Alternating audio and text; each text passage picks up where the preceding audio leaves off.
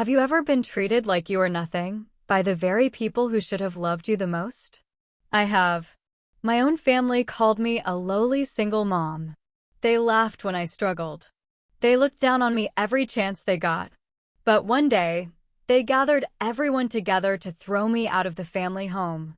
What happened next changed every one of their lives forever. My name is Emily. I'm 34 years old, and I have an 8-year-old daughter named Lily. People always say that family is everything. I used to believe that. Now, I know something different. Family is not about blood. It's about respect. And sometimes, the people who share your last name are the first ones to betray you. This story happened 2 years ago. I still remember every word, every look, every lie, and the truth that no one expected. When my husband left, Lily was only 3. He packed one suitcase, said he wasn't ready to be a father, and disappeared. The child support checks never came. The promises never came either. It was just me and my little girl. I worked mornings at a grocery store. Evenings, I cleaned office buildings. At night, I studied online because I wanted a better future. Most days I slept 4 hours, sometimes less. But every morning, Lily smiled at me like I was the strongest person in the world. That smile kept me going. When rent became impossible to pay, my parents invited us to move into the old family house. It will only be temporary, my father said. I believed him. I was wrong. The moment we moved in, I stopped being a daughter. I became free labor. Every morning before work, I cleaned the kitchen. After work, I cooked dinner. On weekends, I cut the grass, washed clothes, and fixed whatever was broken. No one thanked me. Instead, my older brother Mark would sit on the couch, eating chips. You don't pay real rent, he liked to remind me. You should be grateful. Grateful? I was paying every utility bill, buying groceries, cooking every meal. But somehow, I was still the burden. My sister-in-law Karen was even worse. Whenever friends visited, she introduced me like this. This is Emily. She's our single mom charity case. Everyone laughed. I smiled. Because Lily was listening. I refused to let my daughter see me cry. Not again. Building tension. One evening, Lily came into my room holding her drawing book. Mom? Yes, sweetheart. She looked nervous. Why does Uncle Mark say we're poor because Daddy didn't want us? My heart stopped. Children hear everything, even when adults think they don't. I hugged her tightly. We're not poor, honey. We have love. And we have each other. She smiled, but I could tell she didn't fully believe me. That night, I cried after she fell asleep. Not because of what Mark said. Because my daughter believed it. That was the moment I promised myself. Our lives would change. No matter what. I started taking extra online classes.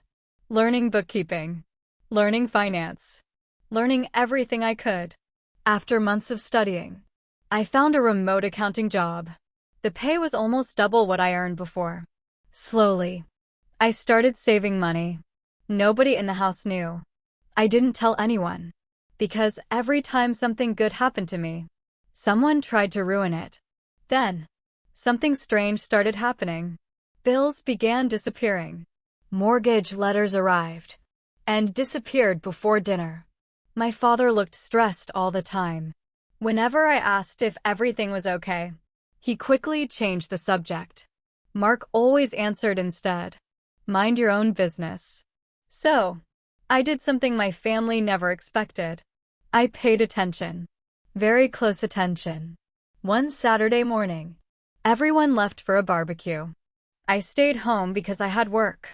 While looking for printer paper, I found a folder under the office desk. It wasn't hidden well. Maybe because no one thought I'd ever look. Inside were mortgage statements, past due notices, bank letters, final warnings. My hands started shaking. The house wasn't paid off. It was months behind. Very close to foreclosure. I couldn't believe it. My father had owned this house for 30 years. How could this happen? Then I saw another paper. A bank transfer history. Thousands of dollars. Transferred every month. To Mark's personal business account. Again. And again. And again. I stared at the numbers. The money that should have paid the mortgage had been funding my brother's failing business. Suddenly, everything made sense. The missing bills.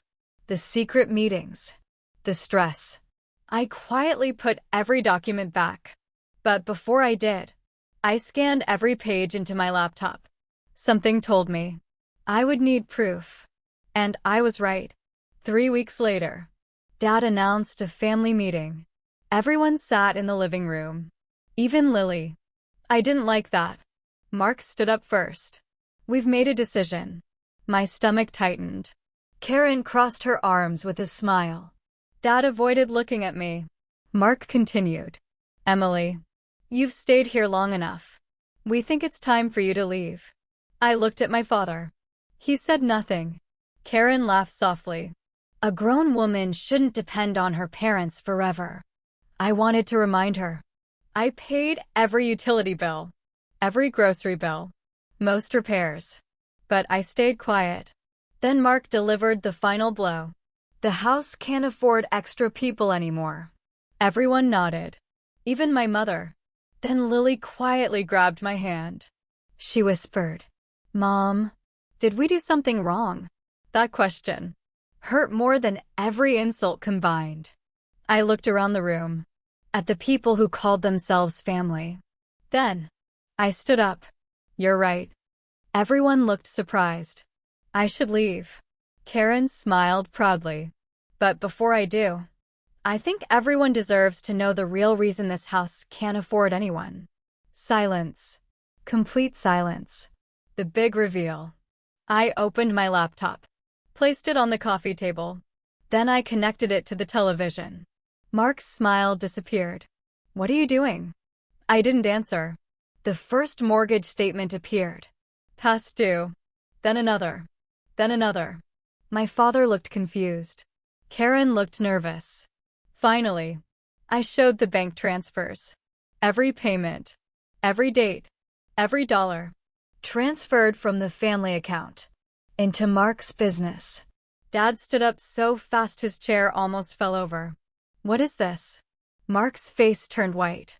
It's complicated. No, I said calmly. It's actually very simple. The mortgage money was stolen. The house wasn't losing money because of me. It was losing money because someone used it like a personal bank. Dad slowly turned toward Mark. You told me the business needed temporary help. Mark couldn't answer. Karen suddenly spoke. We were going to pay it back. Were. Not did. Were. Those single words changed everything. Dad looked broken. Mom started crying. Then came the biggest surprise. I opened one final document. A legal notice. The bank planned to begin foreclosure within weeks. The room went completely silent. No one even breathed. Then Dad whispered, We almost lost the house. I nodded. Yes. And you were ready to blame the only person who was actually paying the bills every month. Nobody looked at me anymore. They looked at Mark. That evening, Dad came to my room. For the first time in years. He knocked. He sat down quietly. I'm sorry. Those 2 words. That evening, Dad came to my room. For the first time in years. He knocked. He sat down quietly. I'm sorry. Those 2 words. He had tears in his eyes. I'd never seen that before. I don't expect forgiveness, he said. But I hope one day, you'll remember I apologized. I took a deep breath. I forgive you. But things can't go back to the way they were. He nodded. I know. Over the next month, Mark moved out. Karen left with him. Dad worked with the bank. I used my accounting experience to help organize the finances. Not because anyone forced me. Because I didn't want Lily to lose the only home she had known. Eventually, the mortgage was saved. The house stayed in the family. But something else changed forever. Respect. No one called me lowly again. No one laughed at my job. No one treated Lily like she was less than anyone else. Sometimes, truth is louder than anger. You just have to wait for the right moment to speak it. Looking back now, I realized something important. The hardest part wasn't being a single mom. The hardest part was believing the cruel words of people who never understood my fight. I spent years trying to prove my worth to people who had already decided my value. Today, I don't do that anymore. The people who truly love you never ask you to earn their respect. They give it freely. And when life becomes difficult, they stand beside you, not above you. If someone makes you feel small, don't let their opinion become your identity. Stay honest. Keep working. Protect your peace. Because sooner or later, the truth has a way of walking into the room. And when it does, you won't need to shout. The facts will speak for you. Remember this. Your value is never decided by the people who underestimate you. It is revealed by the strength you show when life gives you every reason to quit. If you carry that strength with you, no one can ever take your dignity away.